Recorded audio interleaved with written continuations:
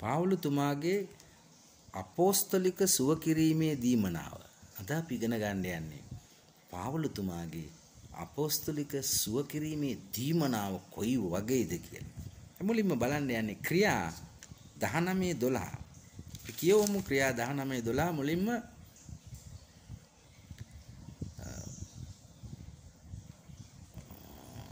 දෙවියන් වහන්සේ පාවුල්ගේ අත්වලින් අපූර්ව වූ ආශ්චර්යයන් කෙරවූසේක. ආමේන්. ඔහුගේ ශරීරයෙන් පිස්නා කඩවත් රෙදි කඩවත් ලෙඩුන් ළඟට ගෙන ගිය පමණින් රෝග ඔවුන්ගෙන් පහවිය. ප්‍රේමන්තනි තාම ආශ්චර්යමත් අපෝස්තලික සුව කිරීමේ දීමනාවක් පාවුලුතුමා ළඟ තිබුණා සේවය පටන් ගන්නකොට. ඊ මොකද්ද දීමනාව? පාවුලුතුමාගේ දාඩිය පිහදාපු රෙදි කඩක් ලේන්සු රෙදි කෑල්ලක් වුණත් ලෙඩෙක් ළඟට අරන් ගියොත් ඒ රෝග මොනවා වුණත් කමන්නේ පාව කැන්සර් වුණත් පිළිකා වුණත් ලේපිලිකා වුණත් මොනවා වුණත් සුව වුණා කියලා දේව වචනේ කියනවා. පුදුම ආශ්චර්යයක් පුදුම සුව කිරීමේ දීමනාවක් ඊ පාවුලුතුමා ඒ අපොස්තලවරු 12 දෙනාගේ අන්තිමය 12 වෙනියා පාවුලුතුමා ළඟ තිබුණා නම් අනිත් අය ළඟ කොහොම තියෙන්නේ නැද්ද නේද? අපොස්තලවරු 12 දෙනාගෙන් එක්කෙනෙක් නැති වුණානේ ජුදාස් ඉස්කරියොත්. එයා හැර අනිත් 11 දෙනාම ආලේපලත් අය දෙවියන් වහන්සේගේ සුව කිරීමේ දීමනාව බලවත් ලෙස පාවිච්චි කරපෑ. දැන් පේනවනේ රෙදි කඩක් පොඩි රෙදි කෑල්ලක් ඇඟේ තැවරලා දාඩිය ටිකක් ගෑවිලා ගෙනිච්චනම් ඒ ඇති. පාවුලුතුමා ළඟ තිබිච්ච රෙදි කෑල්ලක් කොහේ හරි ගෙනිච්චනම් ඕනම ලෙඩෙක් සුව වෙනවා කියන එක මේ ක්‍රියා 19:12 ඔප්පු වෙනවා. ඒක අපි විශ්වාස කරනවා. එවැනි ආලේපයක් ඒ දවස්වල තිබුණා. ඒ වගේම ඔබට මම කියන්න කැමති ක්‍රිස්තු වර්ෂ 64 දී. ඒ කියන්නේ ක්‍රිස්තු වර්ෂ 64 දී.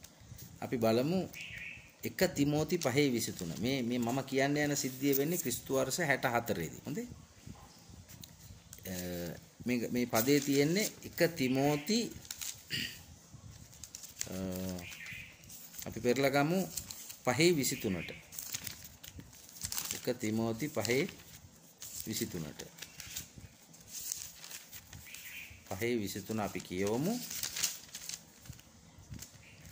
කොහොමද තියෙන්නේ?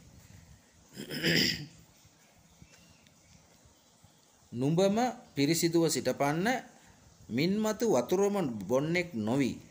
නුඹේ ආමාශයේ උදෙසාද නොඑක් විට පැමිණෙන නුඹේ දුර්වලකම් නිසාද මුද්‍රික පානය ටිකක් භාවිතා කරපන්න. දැන් ප්‍රේමවන්තෙනි මෙතන පාවුලුතුමාගේ ගෝලෙක් තමයි තිමෝති. තිමෝතිට පාවුලුතුමා කියනවා නොඑක් විට උඹට එන ආමාශයේ අමාරු. ඒ කියන්නේ බඩේ අමාරු වලට නිතරම වතුර බිබී ඉන්නේ නැතුව. ඒ කියන්නේ බඩේ කැක්කමක් ආවොත් වතුර ටිකක් බොනවලු. බොන්නේ නැතුව ඖෂධයක් ලෙස මිදියුෂ ටිකක් ගන්නවලු. දැන් ඊශ්‍රායල් වල මිදියුෂ ಜಾති දෙකක් තියෙනවා. 100% එකක් තියෙනවා. 130 13න් එකක් තනුක කරන මිදියුෂක් තියෙනවා. එතකොට මේකෙදි අර හොඳ මේක පාවිච්චි කරන්නේ ඖෂධයක් ලෙස. ඒ වගේම විවාහ උත්සවවලදී පාවිච්චි කරනවා.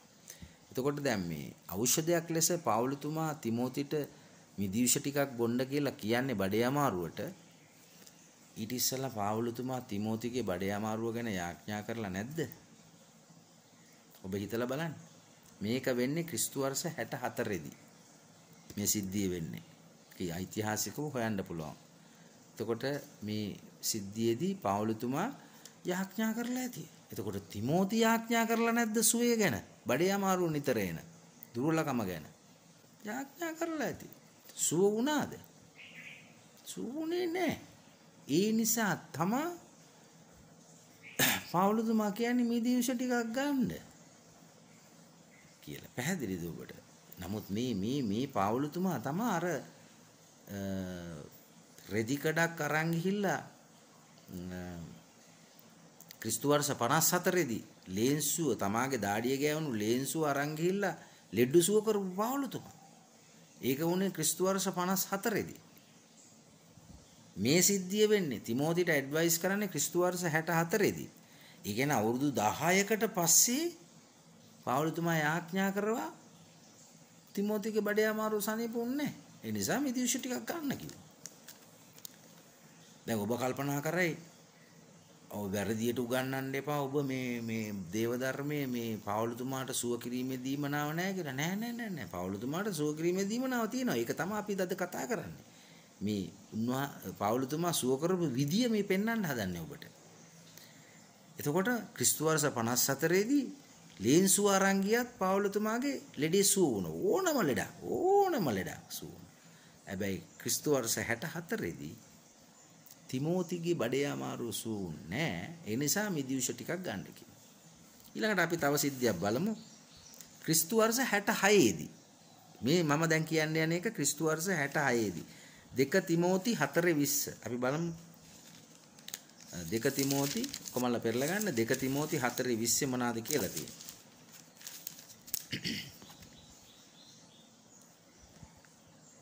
එරස්තස් කොරින්තියේ නැවතුනේය. නමුත් ත්‍රොපිමස් ලෙඩ වූ බැවින් මිලේතසෙහි නවත්වා ආවෙමි. ප්‍රේමන්තේ පාවුලතුමත් එක්ක එකගෙන එන්න හිටපු ත්‍රොපිමස් මිලේතසේ කියන හරියේදී ලෙඩ වුණාලු. එතකොට ඉතින් පාවුලතුමා යාඥා කළේ නැද්ද?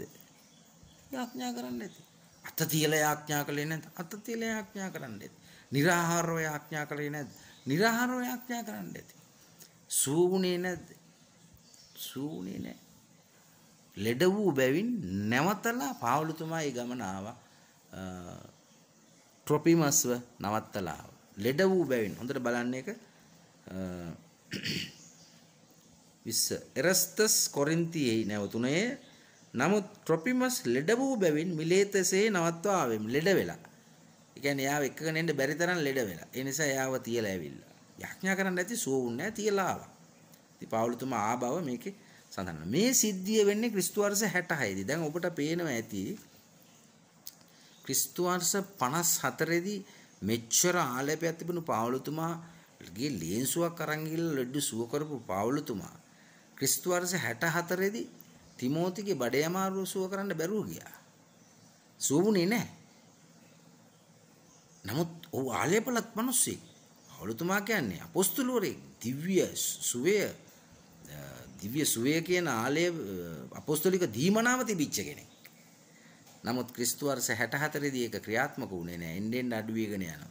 ක්‍රිස්තු වර්ෂ 66 දී ට්‍රොපිමස් සුවුනේත් නැහැ. ට්‍රොපිමස්ව දාලා එනවා. මේ පාවුලතුමා දිව්‍ය සුවය අපොස්තලික දීමනාව තිබුණු පාවුලතුමා. ඔහුගේ ආලේපෙ එන්නෙන්න ඒ සුව කිරීමේ දීමනාව අඩු වෙගෙන ගියා. ඔහුගේ දීමනාව එන්නෙන්න ඔහුගේ සේවය අවසන් වෙගෙන එනකොට අඩු වෙගෙන ගියා. සමහර අය මේක බලලා හිතන්න බලලා එහෙම වෙන්න බෑ කියලා. එහෙම වෙන්න බැරි නම් ඉතින් ඔබ එහෙමම හිතා ගන්න. මොකද බයිබලයේ තියෙන දේ තමයි මම පෙන්වලා දෙන්නේ. බයිබලයේ නැති ඒවා නෙමෙයි. මේවා හැංගිච්ච දේවල් නෙමෙයි තියෙන දේවල්. නෑ එහෙම වෙන්න බෑ කියලා කියනොත් එහෙම වෙන්න බෑ තමයි ඉතින්. ඒ උනාට බයිබලයේ තියෙනවා. ඒ වගේම ඔබට කියන්න ඕන අදත් දෙවියන් වහන්සේ කැමති ඕනම ලෙඩක් ඕනම කෙනෙක්ගේ සුව කරනවා. ඒක පැහැදිලිව උන්වහන්සේ සභාවේ දීමනාව තියලා තියෙනවා.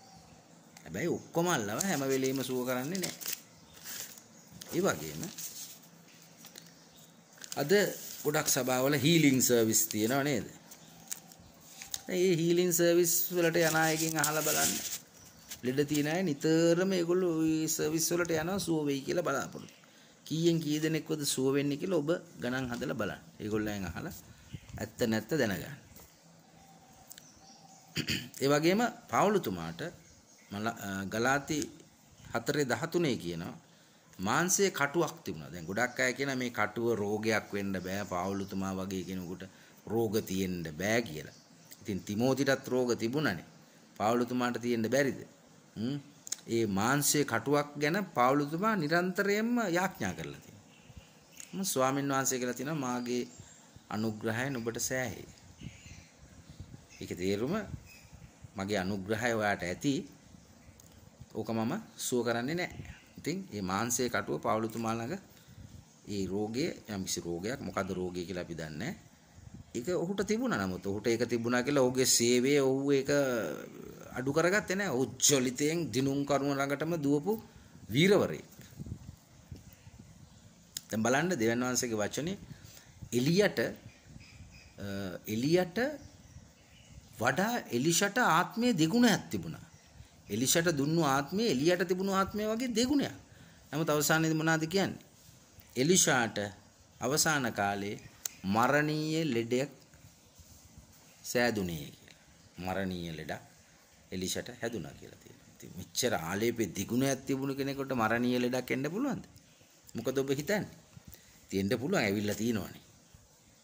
ඒකට අද කාලේ එතකොට එලිෂට ඒක එහෙම තිබුණා නම් අද කාලේ එන්න බැරිද? අද කාලේ එලිෂට වැඩේ ලොකු අය දින්නේ. ඒ නිසා ඔබ කල්පනා කරලා බලන්න. සුව මෙහෙ යන අදක් තියෙනවා. යේසුස් වහන්සේ අදත් සුව කරනවා. හැබැයි ඔක්කොම අල්ලව හැම ලෙඩේම හැම කෙනාවම හැම තැනම නෙමෙයි. උන්වහන්සේ කැමති කොයි දෙයක් වුණත් කොයි පුද්ගලයා වුණත් කොයි ලෙඩක් වුණත් උන්වහන්සේ සුව කරනවා. නමුත් දේව ධර්මයේ අනුව දෙවියන් වහන්සේගේ වචනය අනුව මම ඔබට පැහැදිලි කරලා දෙන්න උත්සාහ කරේ පාවුලතුමාට තිබුණු ඒ අපෝස්තලික දීමනාව සුව කිරීමේ දීමනාව ඔහු බලවත් ලෙස පාවිච්චි කරුවා. නමුත් ඔහුගේ අවසාන කාලය වෙනකොට ඒක ෆේඩ් වෙලා අඩු වෙලා ගියා. ඔහුගේ මරණය ලං වෙනකොට ඔහුගේ සුව කිරීමේ දීමනාව ඔහු තුල ක්‍රියාත්මක වුණේ නැති බව මම දේව වචනයෙන් ඔබට පෙන්වලා දුන්නා. ඒ විතරක් නෙමෙයි මේ සිද්ධිය වෙලා ඔය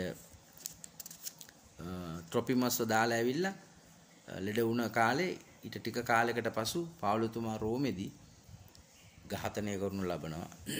නීරෝ අධිරාජ්‍යය විසින් බෙල්ල කපලා ඝාතනය කරනවා. ඉතින් ඔහුගේ දෙවියන් වහන්සේ අපේ එක්කෙනාට දීලා තියෙන සේවය අවසන් වෙනකොට අපේ දීමනා ඔක්කොම උන්වහන්සේ අරගන්නවා. පාවුලතුමාගේ දීමනාව එන්නේ අඩු වෙගෙන ගියා. ඔහුගේ සම්පූර්ණ මේ පොළවේ සේවය අවසන් වෙනකොට අපෙත් සම්පූර්ණ පොළවේ සේවය අවසන් වෙනකොට දෙවියන් වහන්සේ අපේ සම්පූර්ණ දීමනාව අපෙන් අයින් කරනවා. ඒ නිසා දේව ධර්මයේ තියෙන දේ ඔබට මම ඉගැන්වුවේ. ඔබට ඒකේ යම්සි ගැන්වීමක් යම්සි දෙයක් ඔබගේ ආත්මයට දැනෙන්න ඇති. මේක නැවත බලන්න, ඉගෙන ගන්න.